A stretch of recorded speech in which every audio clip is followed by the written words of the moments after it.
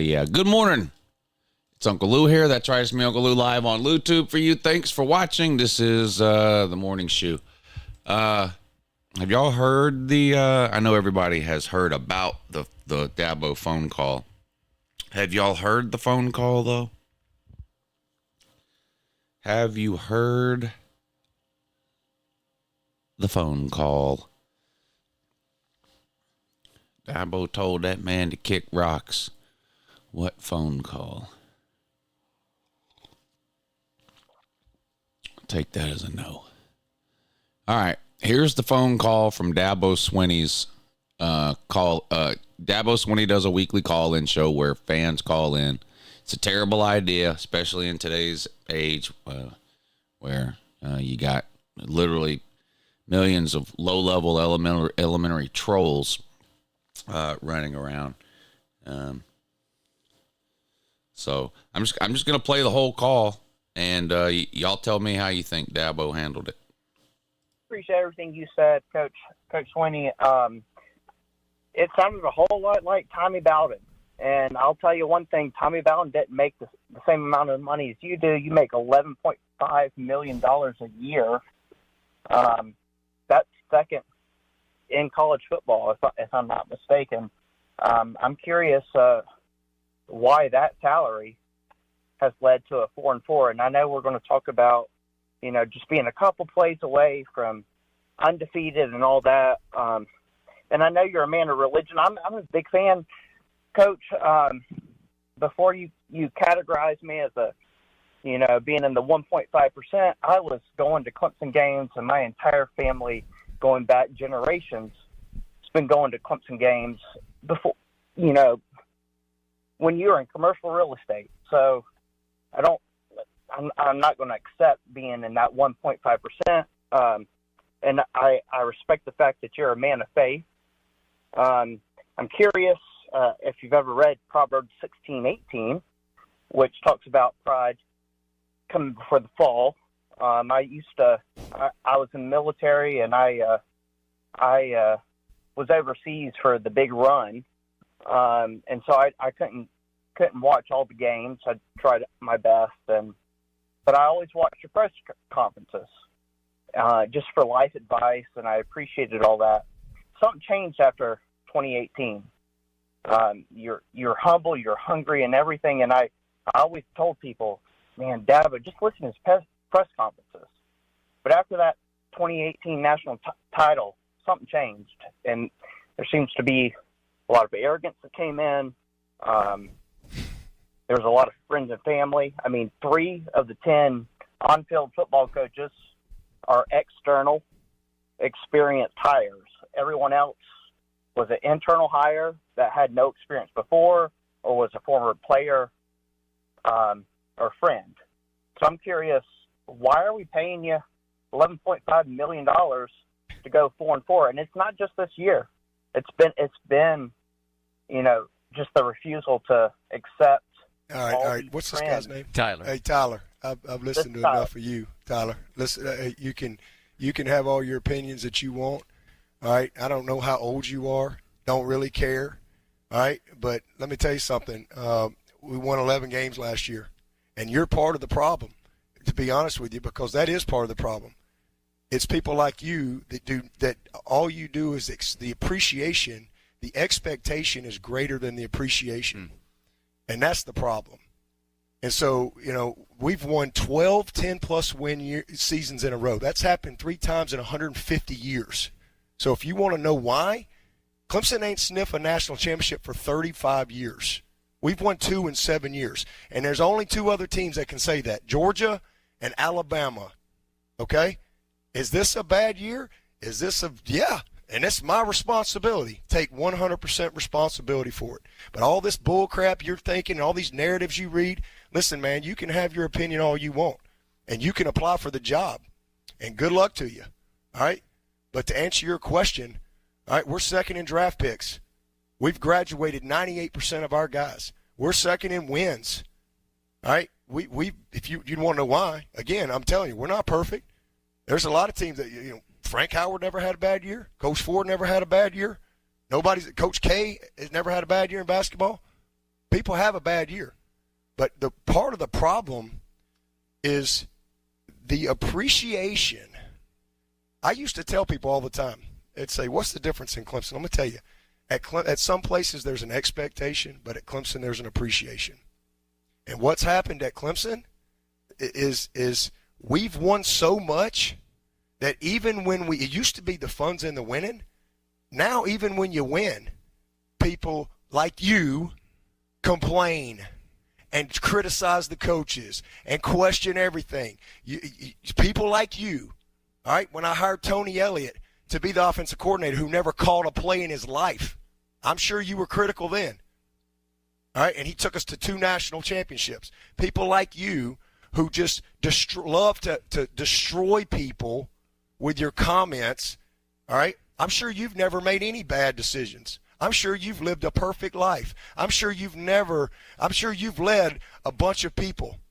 I'm sure you do your job in front. So to answer your question, I started as the lowest paid coach in this freaking business, all right? And I'm where I am because I've worked my ass off every single day. And I ain't going to let some smart-ass kid get on this phone and create this stuff. So if you got a problem with that, I don't care. All right? I work for the Board of Trustees, the president, and the AD. And if they're tired of me leading this program, all they got to do is let me know. I'll go somewhere else where there is an appreciation. All right? It's not just winning. It's how you win. And we are this is a tough year. But we've had 12 10-plus win seasons in a row. 12. We lost to Tennessee last year. They won 11 games for the first time in like 20 years. We've had 8-11 win seasons in whatever, 11 years or whatever. We've won 2 national. Can we just give a shout out to Dabo real quick for throwing Tennessee under the bus for no reason right there? Let's listen to that again.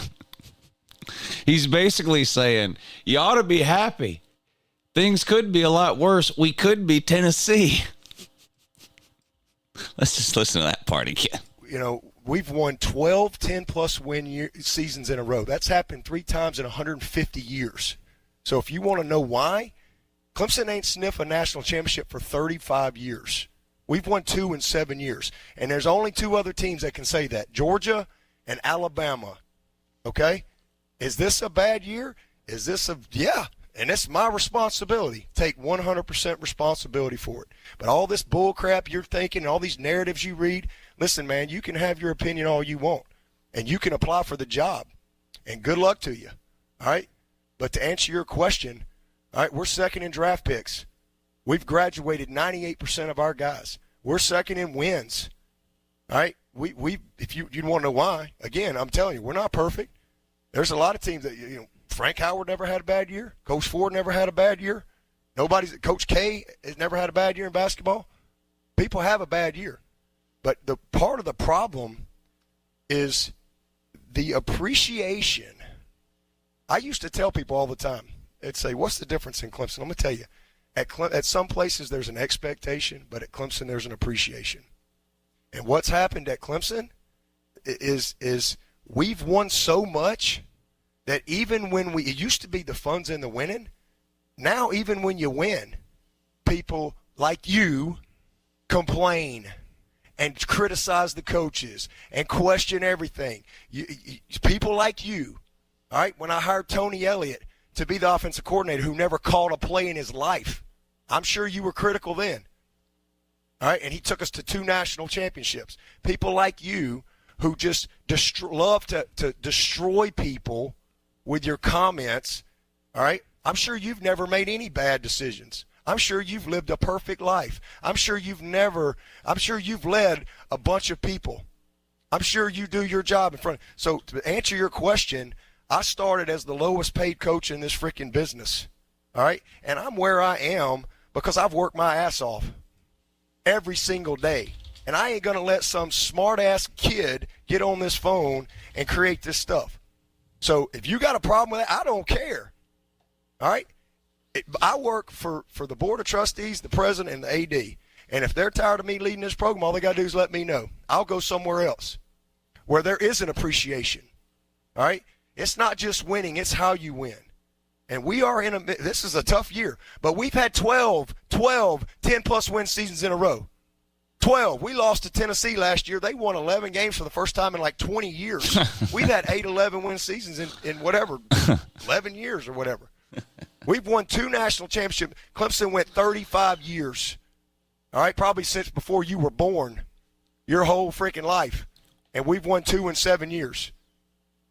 And we earned it. And we beat the best of the best to do it. The best of the best. 12 10-plus win seasons. So if you want to know why, that's why.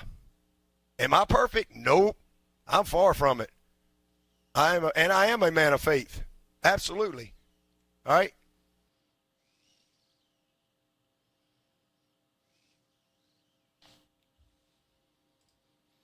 There you go. Clemson fans versus Dabo Swinney is really picking up steam. It's the best drama going right now.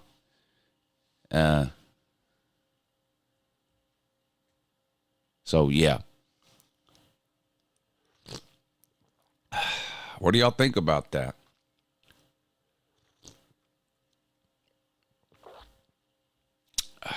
What do y'all think about that?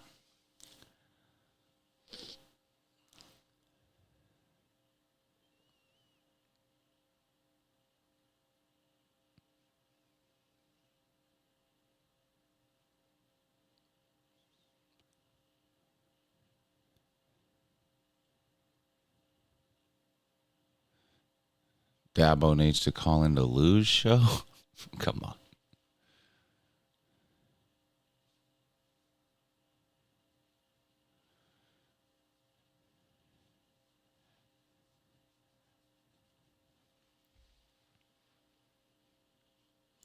I don't have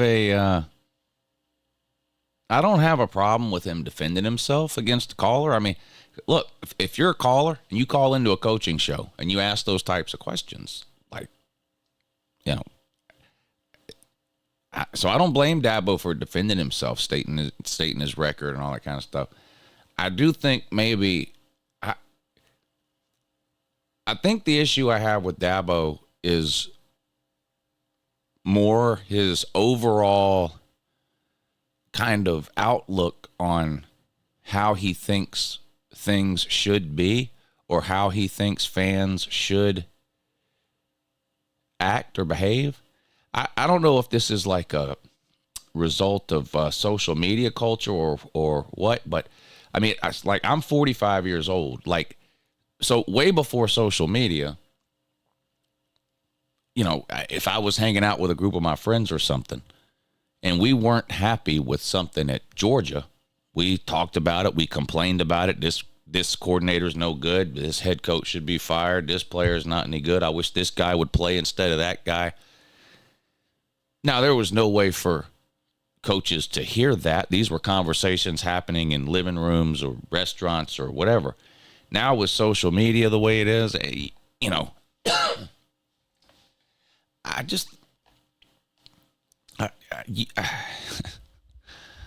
I don't know. The appreciation versus, what is it he kept saying? Appreciation versus expectation. I mean, Dabo created these expectations that are there at Clemson.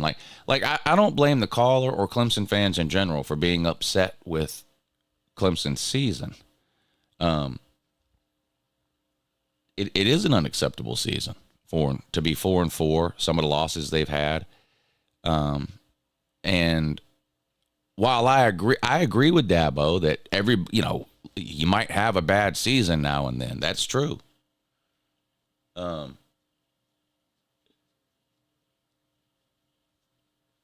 I think when that happens, you have to look at, like, what are the potential reasons or causes for this bad season? And I think some of it is I think part of the reason Clemson is kind of in the spot that it's in right now is because of some of Dabo's philosophies about college football, right? When he says, I work for the AD and the president and blah, blah, blah, and if they don't want me anymore, all they got to do is say the word and I'll go coach somewhere else where they do appreciate it. Well, here's the thing, Dabo. Where is that going to be? Let's take Alabama, for example. Let's say Nick Saban's retired tomorrow and they brought Dabo Swinney in. Now, this isn't happening. Dabo's not going to Alabama. Dabo just told you he's not going to Alabama.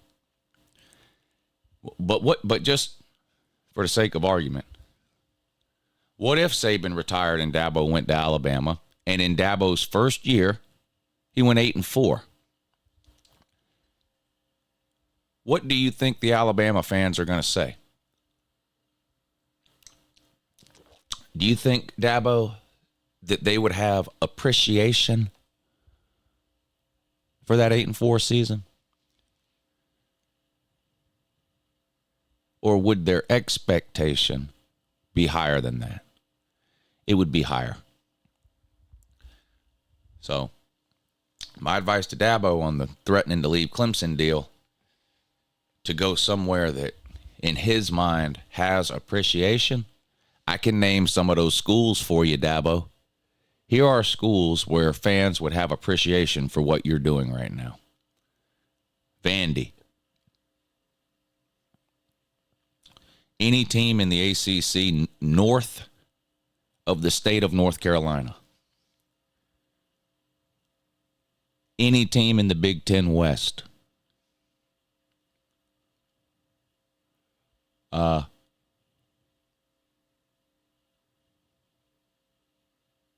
Any Arizona school.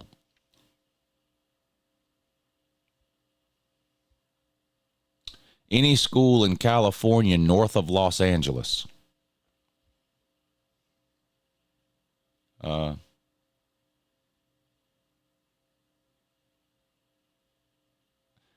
think Vandy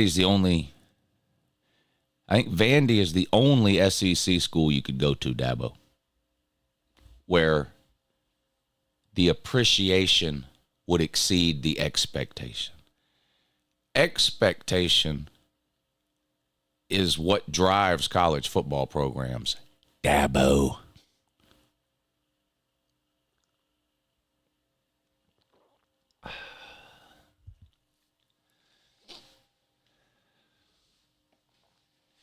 Do you really want to be at a school that has no expectations, Dabo?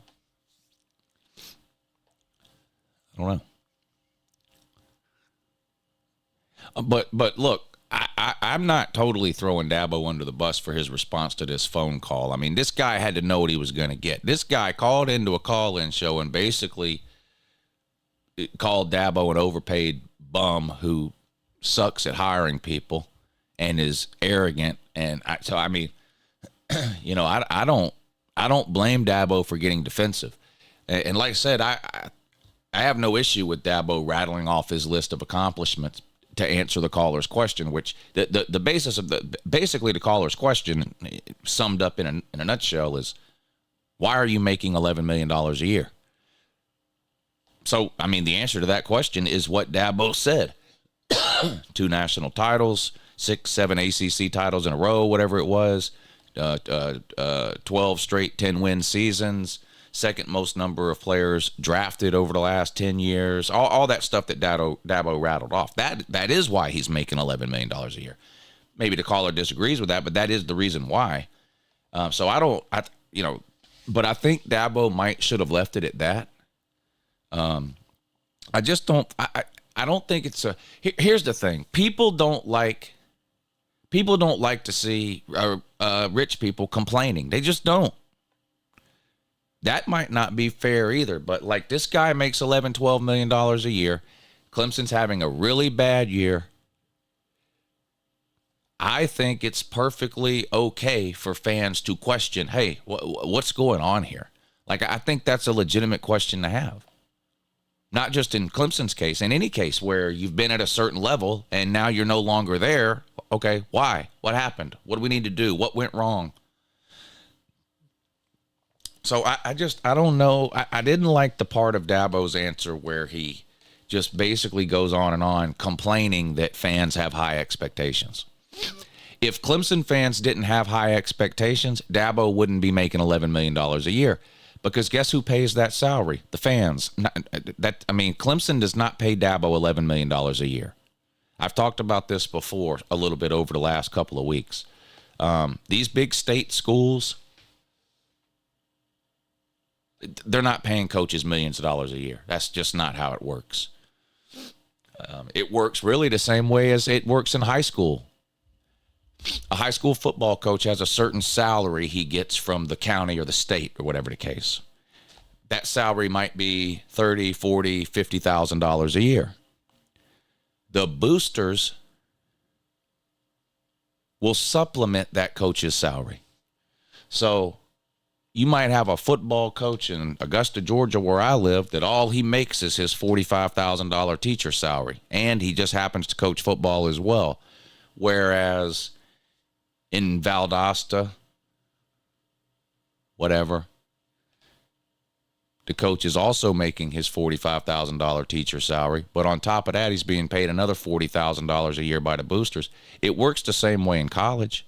Clemson is not paying Dabo $11 million a year. I'd be surprised. I don't know. Can we even look this up? Clemson might pay Dabo $1 million a year. Something like that. It's not $4, $5, $6 million or more. The rest of Dabo's salary comes from donations.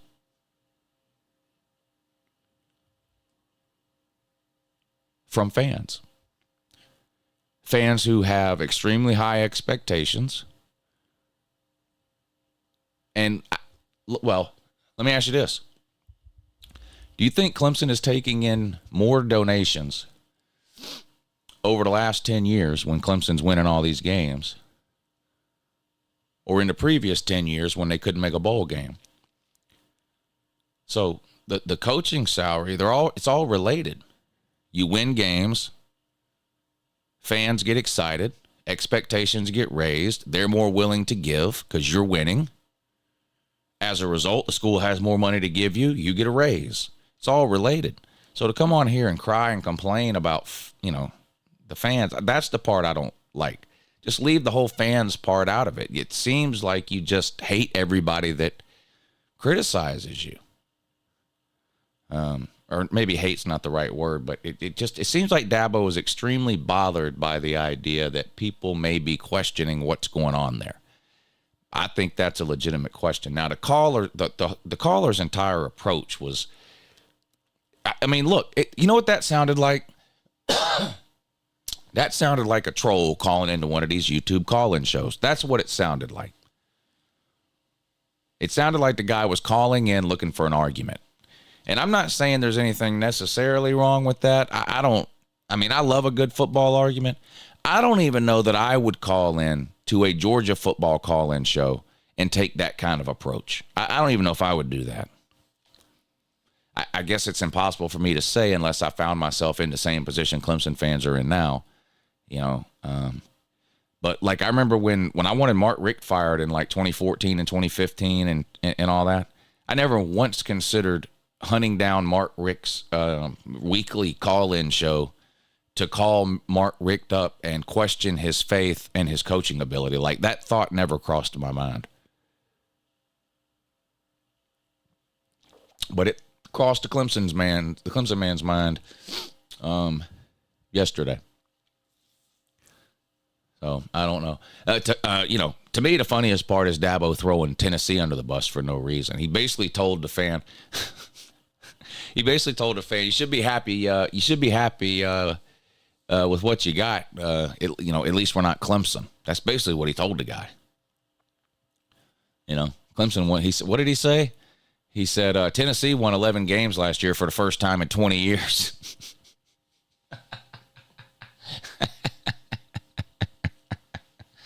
Which is funny because didn't Tennessee got their 11th win by beating Dabo Swinney.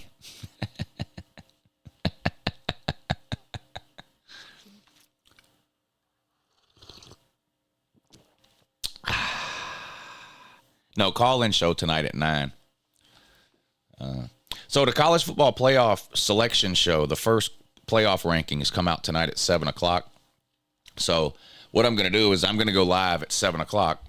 Probably a few minutes before 7 for the playoff rankings reveal. So we'll watch the playoff rankings come out together, discuss them, whatever. As soon as they reveal the playoff rankings, I then will go ahead and open up the phone lines and we'll roll right into the call-in show. So if you want to call in, tune in tonight, 7 o'clock.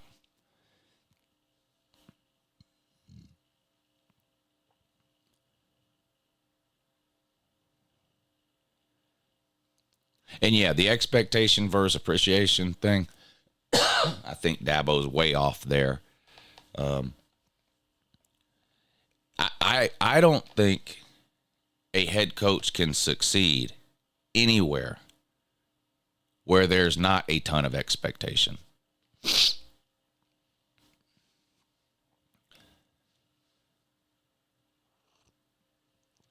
Fan support is so critical to college football because of the way college football is structured financially.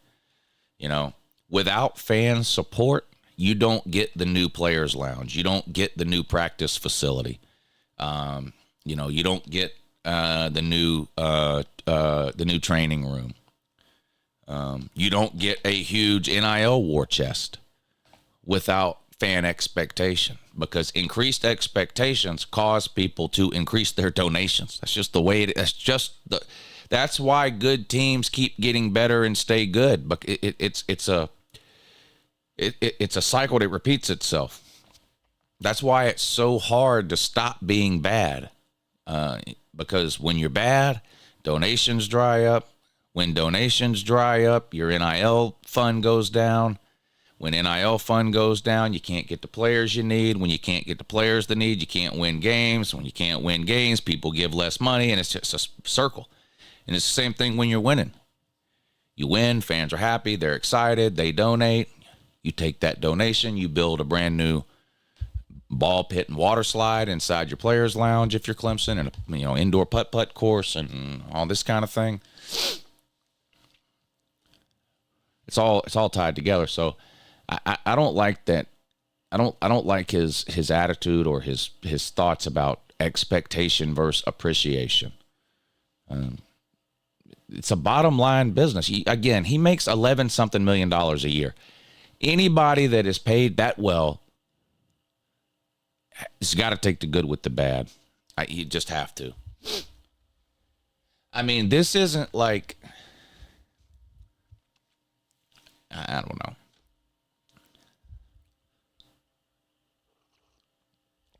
But it does seem like that caller was sort of looking for an argument.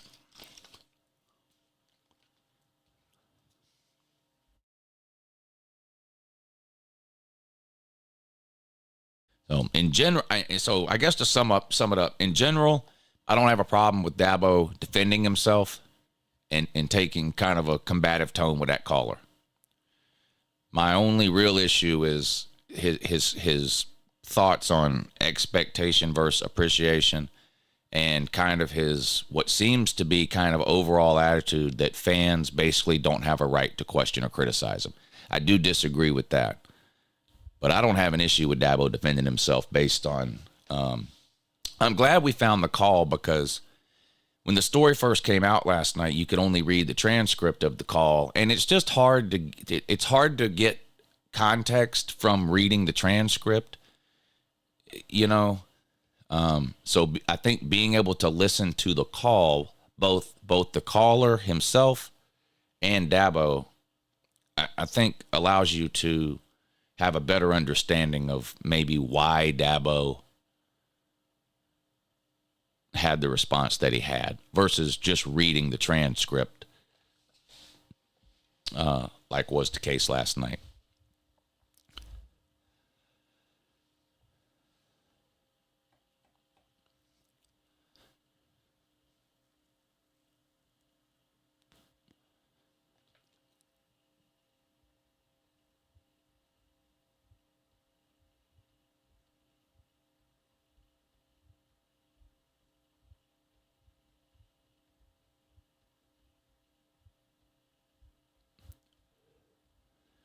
Oh, anyway. Happy Halloween, though. Anybody go to any Halloween parties this past weekend or doing anything tonight for Halloween?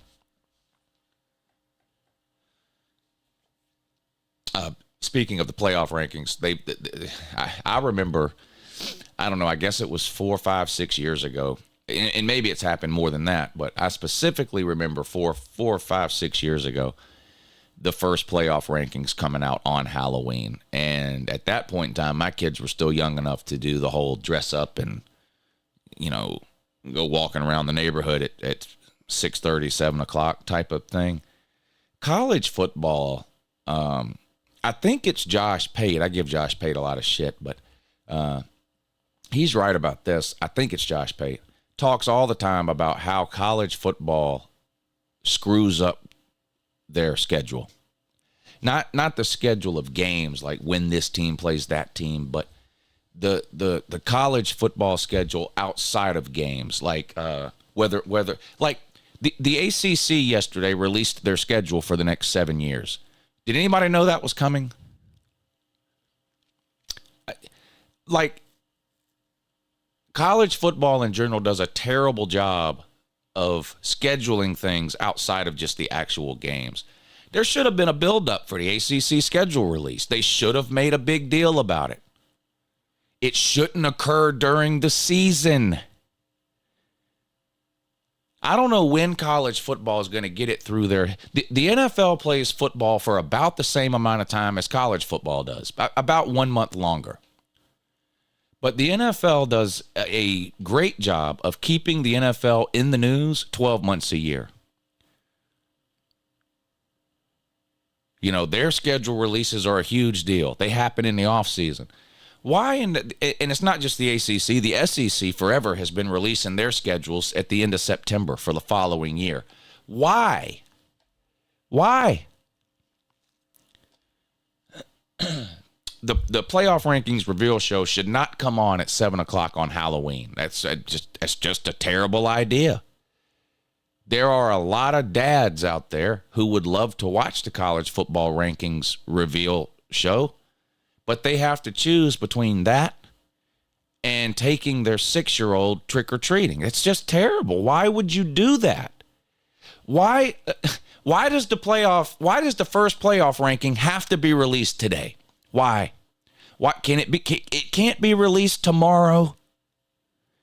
It couldn't have been released yesterday. Come on. They released the final playoff ranking on Sunday. So it's not like they have to have 3 days to come up with a ranking. It's just bad scheduling. It's bad scheduling. During football season, there really should be nothing else that occurs. Now, you have to have the playoff rankings. I'm talking about schedule releases, whatever. Spread college football out. Make college football a year-round sport. Not play games all year. You can't do that. You only can play games for 3 or 4 months in football. It's just the way it is. But take all this other crap that y'all cram into this 3 or 4 month period and spread this shit out.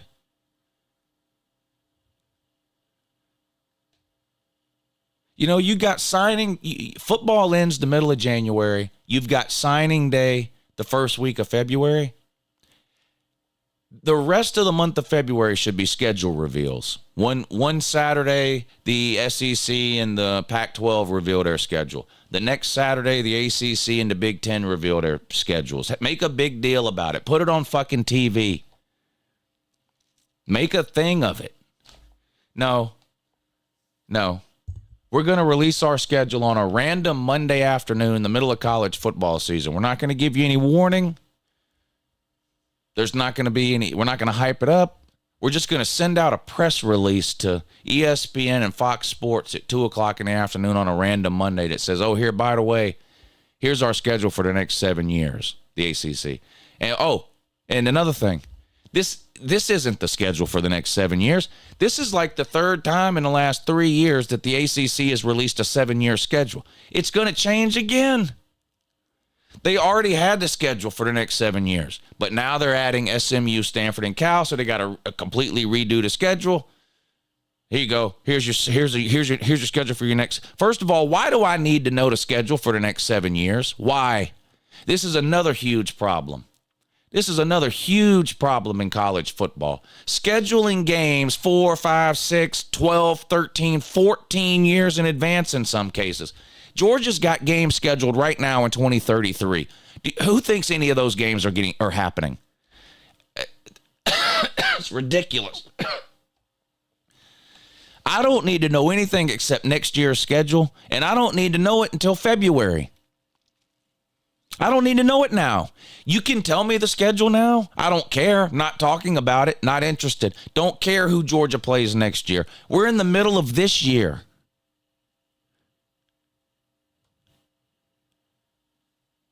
The ACC releases a 7-year schedule. Why? Clemson and FSU want out so bad they can't stand it. Anybody think Clemson and FSU are going to be in the ACC in 2030? 7 years from now? Nope, better redo the schedule again.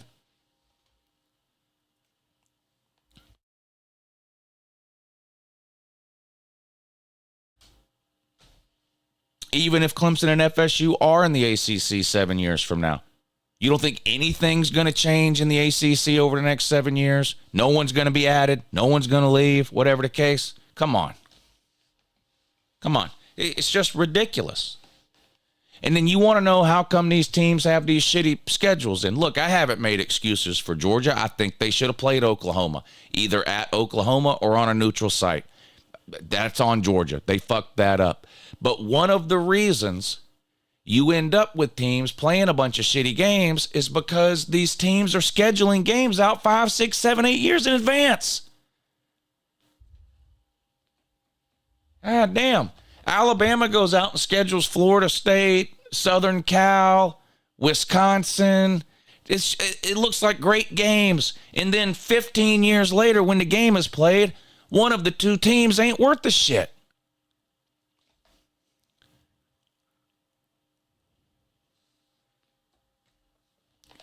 You know, Georgia plays Clemson next year.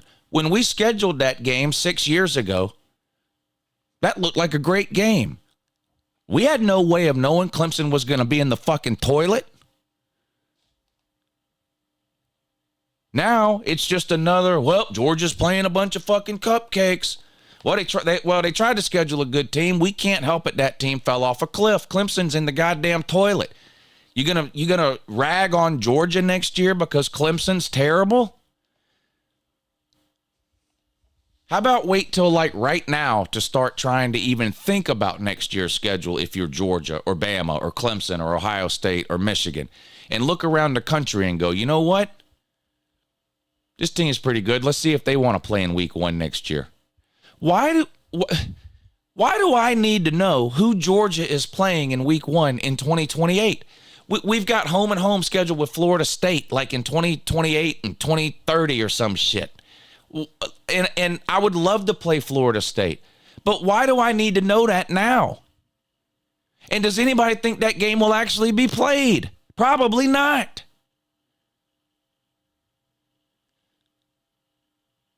So it's really just a bunch of Indian giving. Here, salivate over this game. In 8 years, Georgia and Florida State are playing a home and home. So for 8 years, you sit around with your thumb up your butt waiting on that game. And then when 2028 comes around, one of two things happens. Either Florida State ain't worth a shit, and so the game doesn't matter, or the game just ends up not being played at all because somebody left a conference, somebody joined a conference, somebody's feelings got hurt, whatever the fucking case.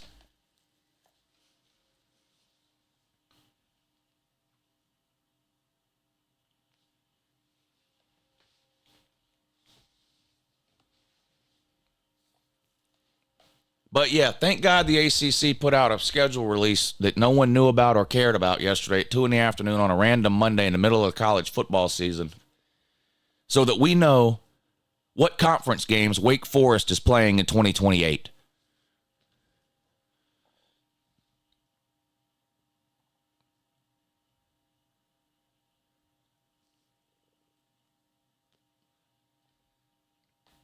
And it's not just the ACC. The SEC will do the same thing. Now, the SEC might look like a genius right now. Like the SEC put out a 1-year schedule. Not because they think that's a good idea. Right now, the SEC has a schedule in 2024. They don't have a schedule beyond that. So you might say, well, isn't that's yeah, but they only did that because they can't agree on how many conference games to play. That's it. As soon as they agree on how many conference games to play, whether they're going to stay at 8 or go to 9, they're going to get together and they'll do the same dumb shit. They'll release a 14-year SEC schedule. The only reason they released a 1-year schedule this time is because you had too many chicken shit pussy ass teams in the SEC who were scared of 9 conference games, like Bama.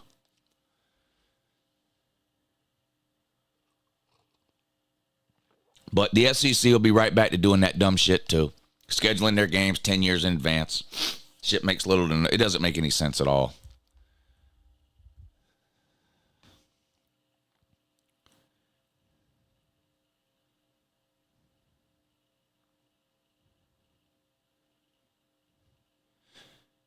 No, it's not. You guess it takes them a whole year to plan things. It's not that it takes them a year. Instead, it takes them 6, 7, 8 years. If they want to release the schedule in September or October, I don't see the point. I think they should wait to February. But if they're going to do it, it only needs to be 1 year. I don't need to know who Georgia's conference schedule in 2027. Why do I need to know that today? I don't need to know that today.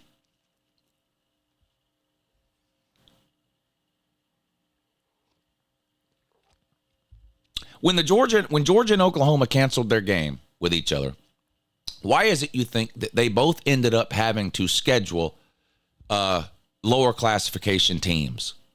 Both of them. Georgia and Oklahoma both.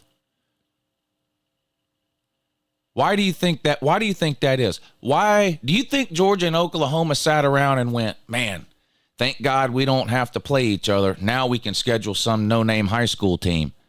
Do you think they did that because they wanted to? No. They did that because everybody else has scheduled their games 14 years in advance. So if you're Georgia or Oklahoma, you can't call up Southern Cal and say, hey, you want to play next year? Southern Cal's going to say, can't. Already got games, all of our non-con games scheduled for the next 11 years. Can't. Sorry, we're booked up. That's why Georgia and Oklahoma, when that game was canceled, ended up playing 2 fucking cans of corn. There's nobody else available to play.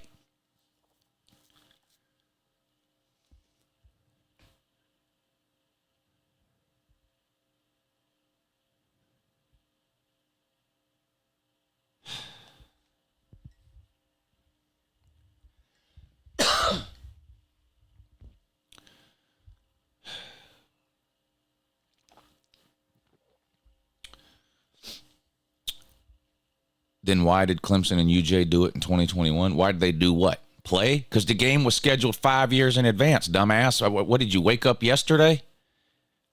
Georgia and Clemson didn't schedule that game a year before it was played. They scheduled it 5, 6, 7 years before it was played. What are you asking? Georgia's got games scheduled with Clemson right now in the 2030s. Why? Why?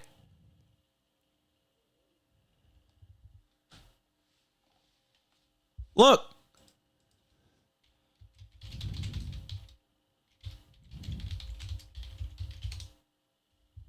Look at this dumb shit. That shit don't make no sense. Where is it? Look. 2023? No. Let's see who Georgia plays in 2035. At Georgia Tech. Great. 2033. 10 years from now. Oh, we're playing NC State in 10 years. And Clemson. Write this shit. Make your plans. Call Holiday Inn. Hello? Hello? Hey, Holiday Inn? Yeah, it's Uncle Lou here. Yeah, I need a room for Saturday, September 3rd. No, I know it's October. I'm not talking about last September 3rd. No, not next September 3rd. No, I need a room for September 3rd, 2033. Yeah. What? I can't book a room 10 years in advance? You know what? That actually makes a lot of sense, Holiday Inn. Thank you. Why are we doing what? Are these games being played? You wouldn't bet $1 on these games being played. Why? Why?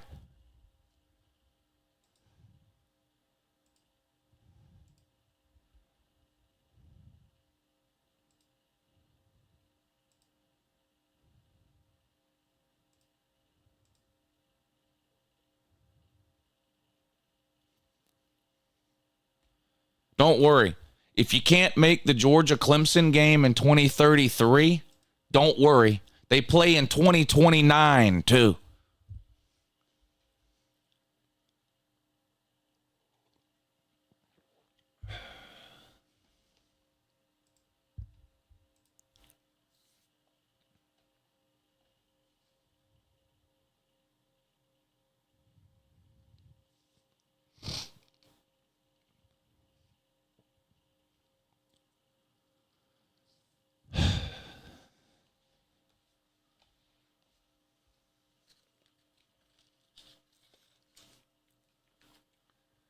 You know, as great as college football is, and I do think it's the greatest sport on earth, but nothing is perfect, including college football.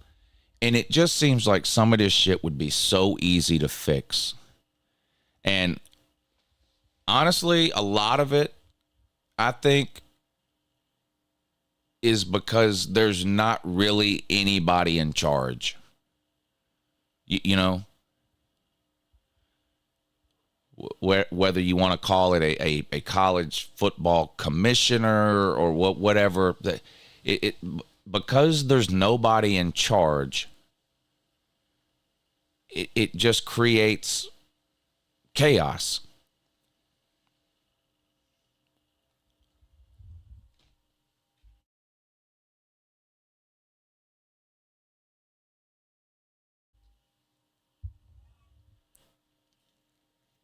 I don't get it.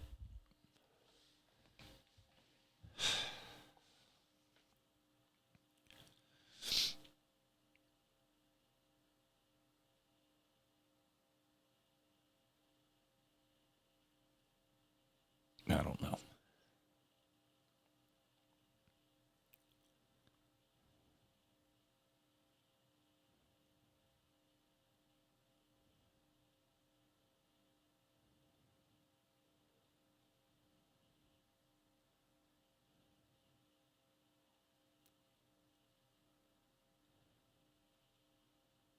I mean, so they can tell me right now the exact date, Saturday, September 3rd, that Georgia is playing Clemson in 2033.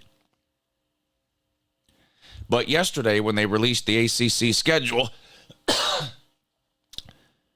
They can tell me, okay, Clemson's playing whoever, whatever.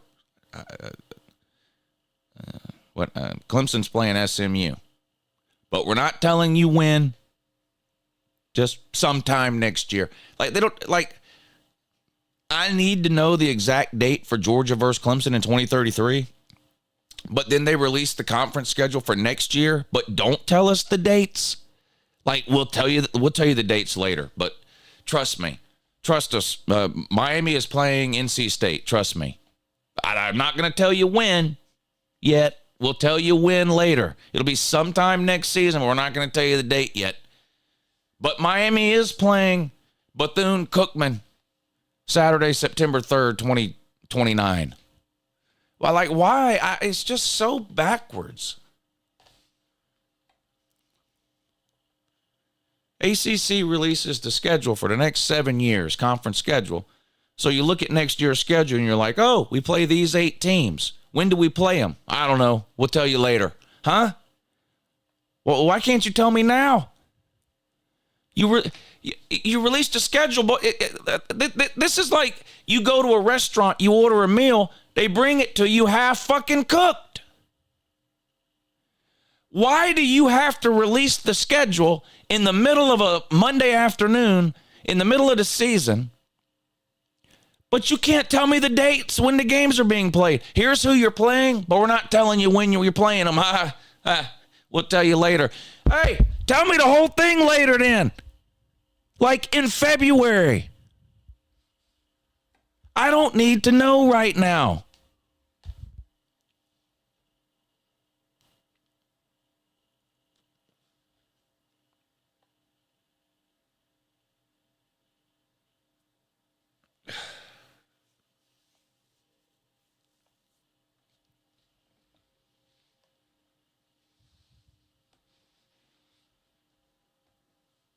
I don't know.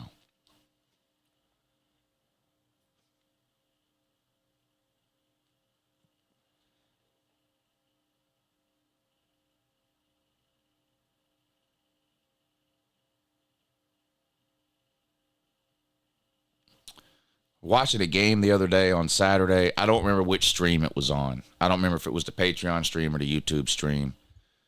Maybe one of y'all will remember. I don't remember which game it was or anything. They run a play. They announced that the play is going to be under review. They go to a commercial break.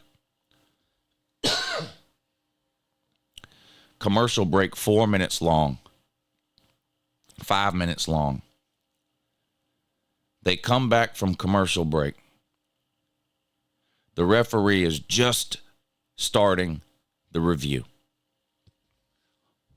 What were you doing? What were you doing? The whole reason we went to a commercial break was because there was a review.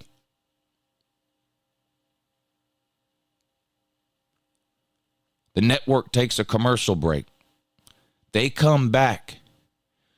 We have to stare at you with your head under that hood for another 3 fucking minutes before we get to see football?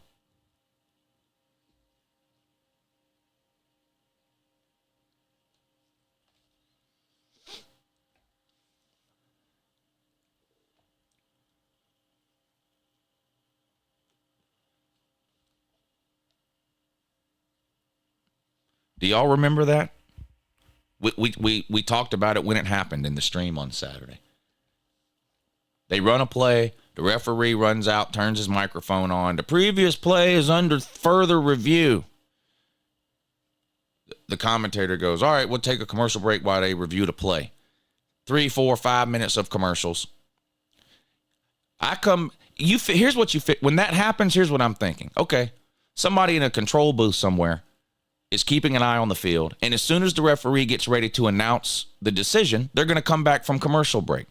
So when they come back from commercial, I'm expecting to immediately see the referee out on the field telling me whether the play stands or the play is overturned.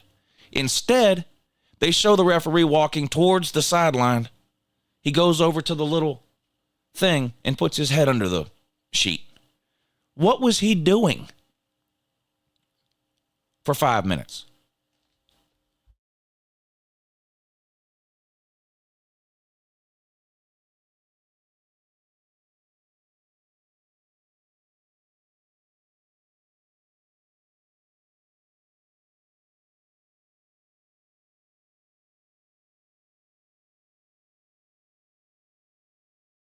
It just makes no sense.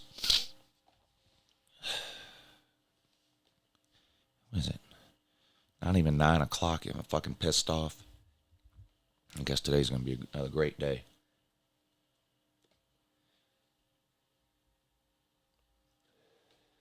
Well, might as well get this over with too then. Went to Mod Pizza yesterday. Who's heard of this fucking shit show? Mod Pizza. It's basically Subway for pizza. Who's heard of this shit? Good God. Do yourself a favor. Don't fucking go there. Under any circumstances.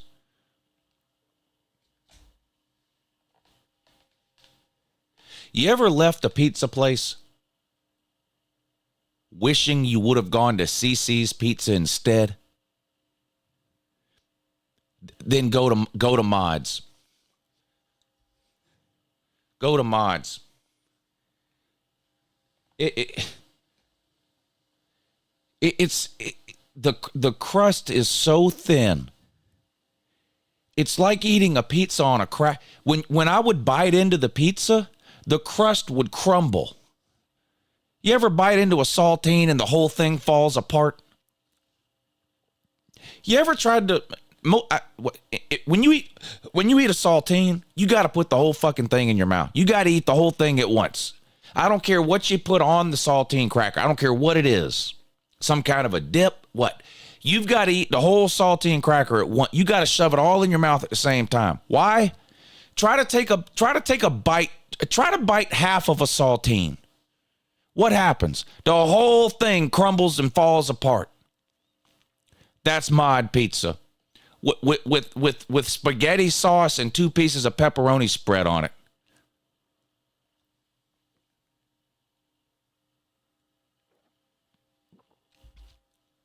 And they're another one of these fucking places. I think Mod Pizza's American. But like Starbucks, they don't have normal sizes there. You're going through the line. I swear, it's just like Subway. They literally have a bunch of those plastic bins on their side of the counter. And in one of the bins, there's pepperoni. In another bin, there's week-old hamburger meat. In another bin, there's red onions.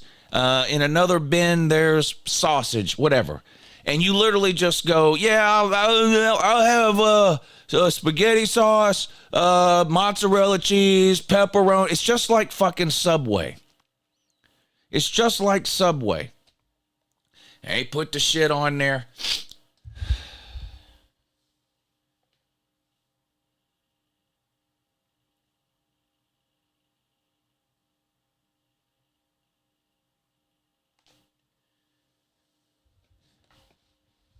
And then they go, well, the first thing, so I walk up to the counter. I want a pepperoni. It's me and my daughter.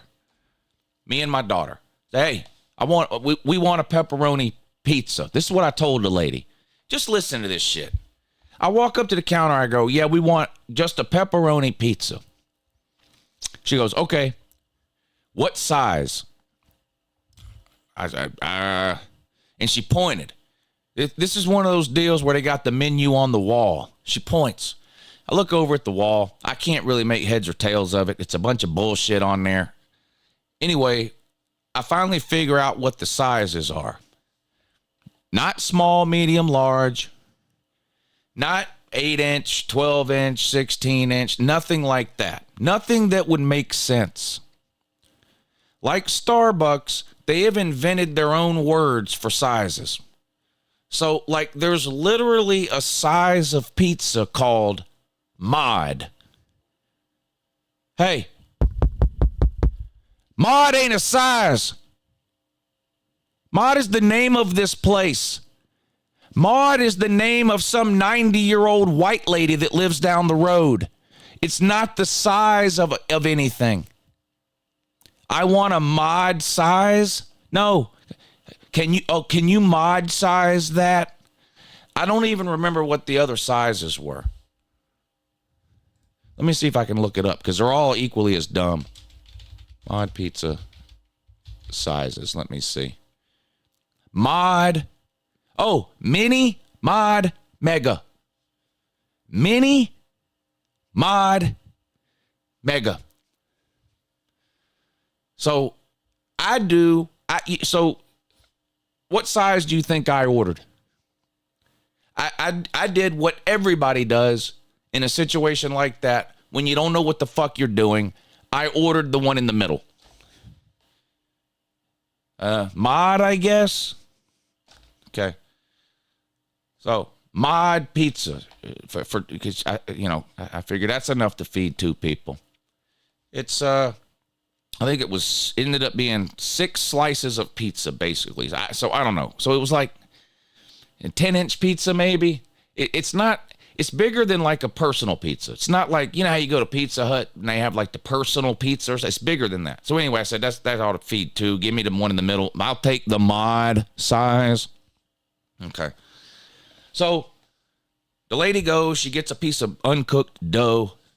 She throws it down on the counter. She spreads the tomato sauce on it. What else you want? Mozzarella cheese. Listen to this. They have to measure everything. Okay? She's not allowed. They have a giant bin of shredded mozzarella cheese. I'm thinking, okay, she's got gloves on. You stick your hand in the cheese bin. You grab you a big hunk of shredded mozzarella cheese. You hover it over the top of the pizza, and you start sprinkling the cheese on top. No. So they have the container of cheese, and then they have a bunch of empty, containers that all have lines on the side. Well, depending on what size pizza you order, they take the cheese out of the bin that it's already in. They put it in another bin, that empty plastic container. Basically, it looks like a piece of Tupperware. And it's got lines on it. If you order a mod pizza, they have to fill the cheese up to this line. So they make sure they give you exactly the right amount of cheese. Anyway, so she does that. What else you want? Pepperoni, lady. So she's sitting there. She's counting out the slices of pepperoni. And like you can see the wheels in her head. She's like, okay, he I don't know if she was new or what, but she's like, okay, he ordered a mod size. That means he gets 11 pieces of pepperoni. And you can see her mouth moving. 1, 2, 3, 4. She sits there and counts it out, puts that on the pizza. Then what else you want? That's it. Sauce, mozzarella, pepperoni. Then she looks at my daughter and she goes, what do you want?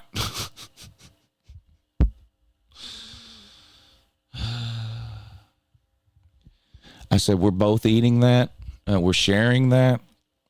She goes, oh, okay.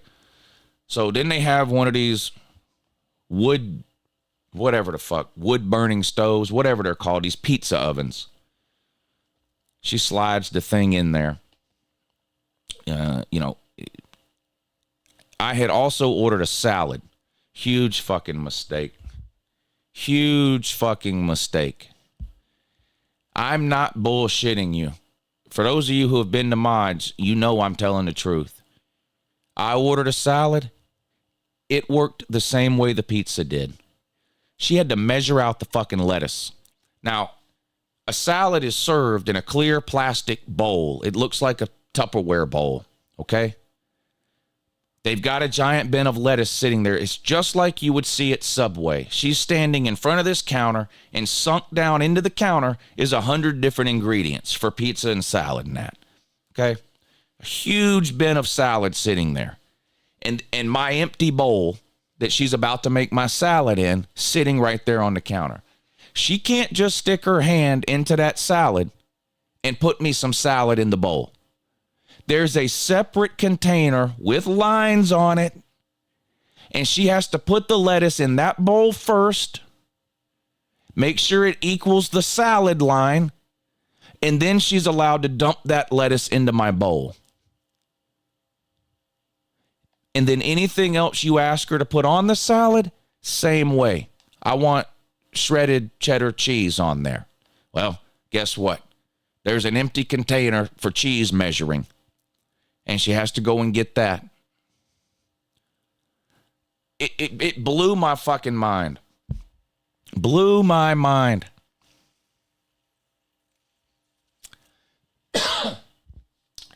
So a 10-inch pizza, basically big enough for 2 people. It's like 6 slices, I think. It's not a big pizza. It's smaller than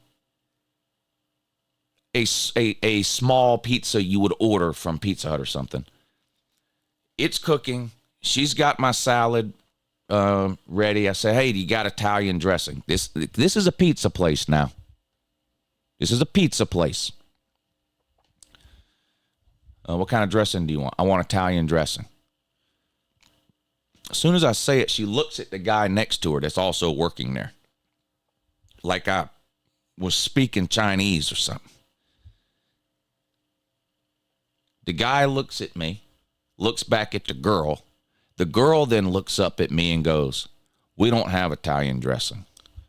Okay, well, what the fuck are you looking at him for? Anyway, so I said, well, what kind of dressing do you have? Same thing. She looks over at him. He looks over at her. He looks back at me. She looks back at me. And then she opens up a refrigerator below the counter and she goes, ranch, fat-free ranch, balsamic vinaigrette or something, whatever the fuck. I said, okay, yeah, that's fine. Balsamic vinaigrette. Okay. And then she takes my salad. She slides it down to where the cash register is. It's literally just like a Subway if you've ever been there. You start on this side, you go down, you order, okay, I want this, and then at the end there's a cash register. Go down there. Pizza's still not done yet. Pizza's still not done. I had ordered a mod-size pizza, which again is a pretty small pizza, a salad, and 2 drinks. They have a fountain. They have the fountain machine in there where you go fix your own drink. So I had small pizza, big enough for 2 people, about 6 slices of pizza, basically, small pieces. A salad, 2 drinks. Go down to the cash register.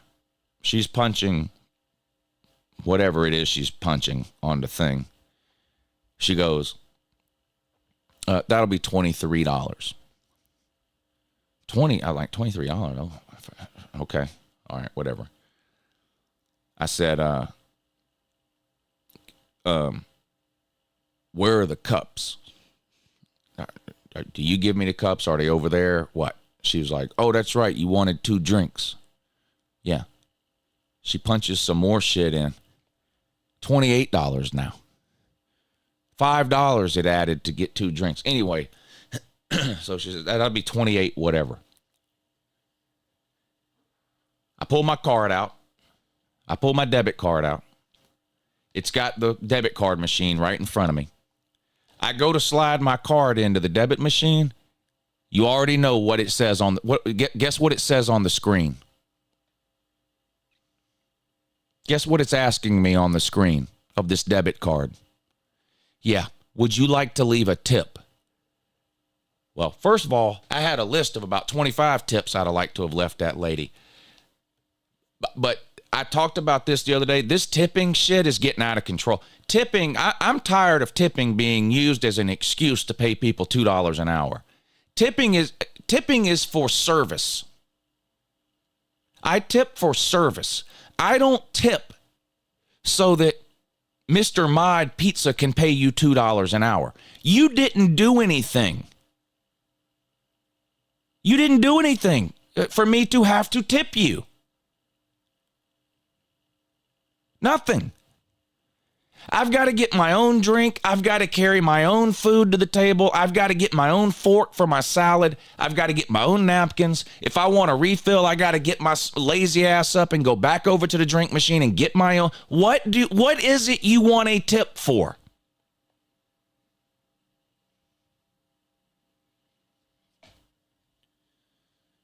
Then the pizza comes out. It looked like a fucking saltine cracker with ketchup on it and a couple of pieces of pepperoni. And you literally would bite into the pizza and the entire crust would crumble underneath you onto your plate. It's so thin. Now, first of all, I don't like thin style pizza to start with. Like, whatever, you order pizza from these places and they ask you, do you want hand tossed? Do you want thick crust? Do you want whatever? I don't like thin style pizza to start with. This was the thinnest. I'm dead serious. You take a bite, the entire crust just crumbles. Right? It was an absolute disaster. An absolute disaster. Well, if you like thin crust, you might as well move into Mod Pizza.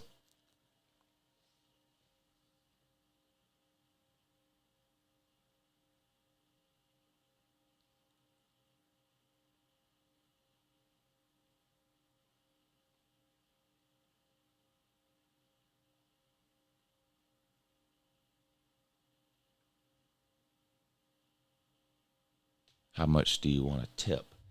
For what? And look, I'm a good tipper. I'm a good tipper.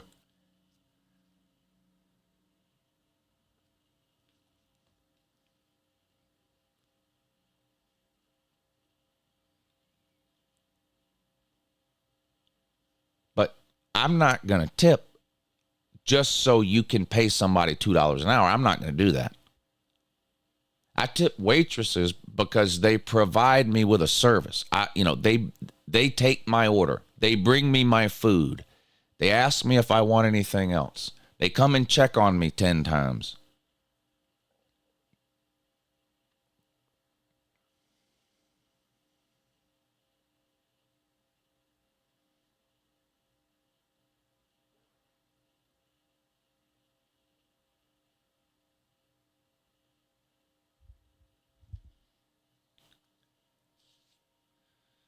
We get done eating at Mod Pizza.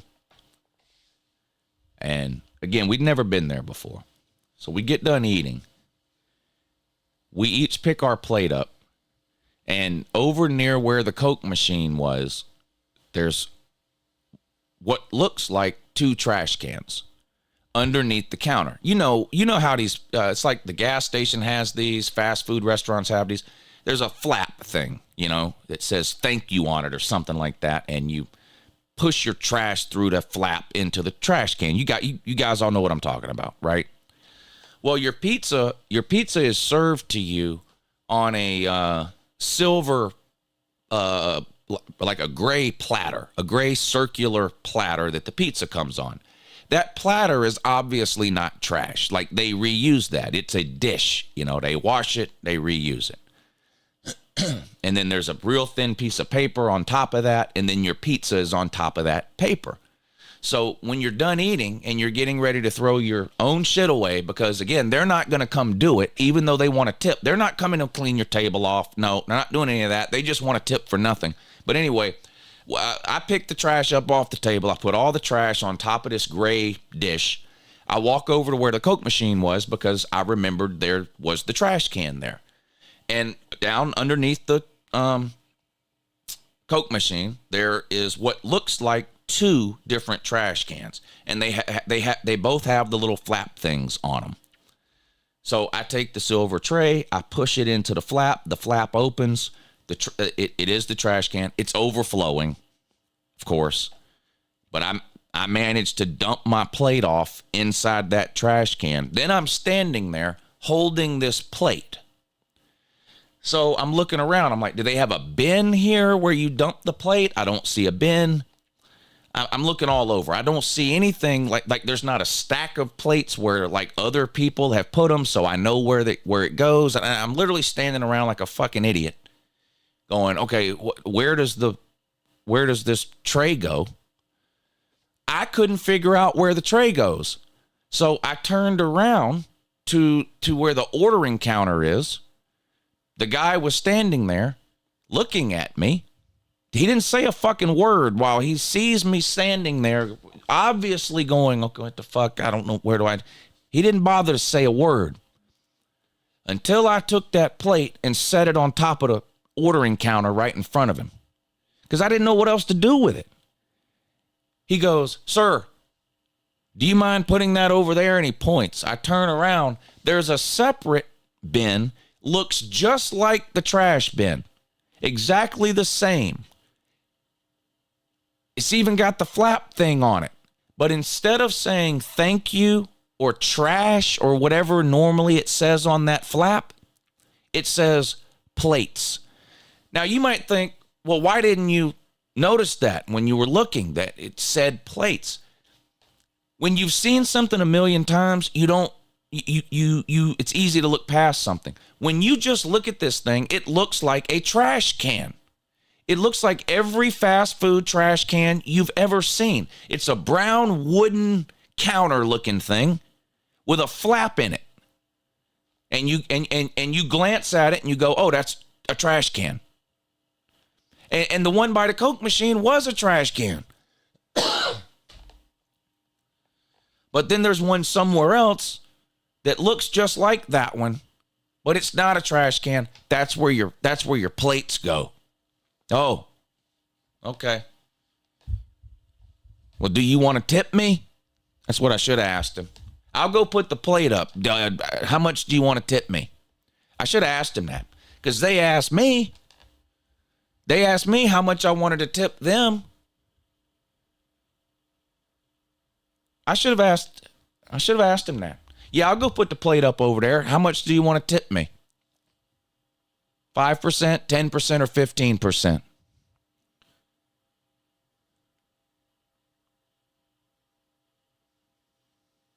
I got out of there quick, fast, and in a hurry. Last trip to Mod Pizza for me. I won't be going back there. That and Which, that sandwich place. Those two places can just close the fuck down. Mod Pizza and Which. How those two places stay in business is beyond me. There can't be anybody that's ever left Mod Pizza saying to themselves, man, I can't wait to come back here. No, zero chance. Zero.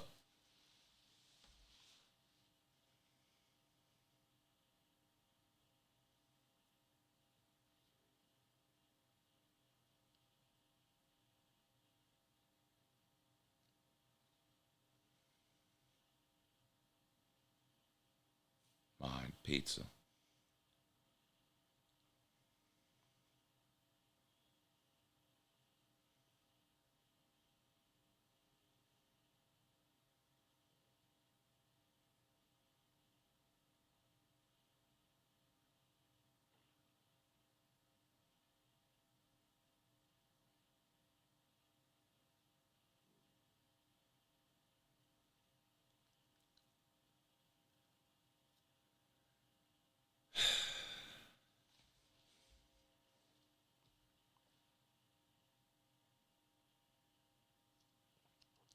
Don't even ask me about my car.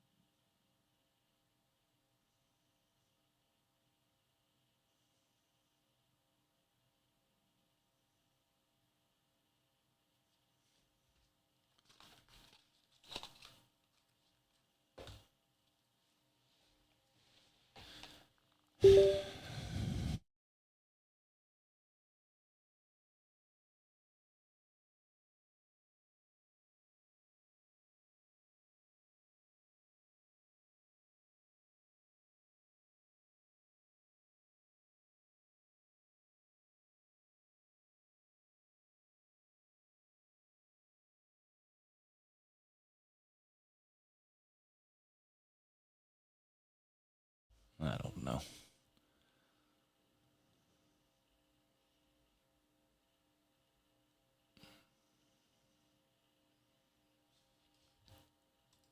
Well, I'll let y'all get me worked up.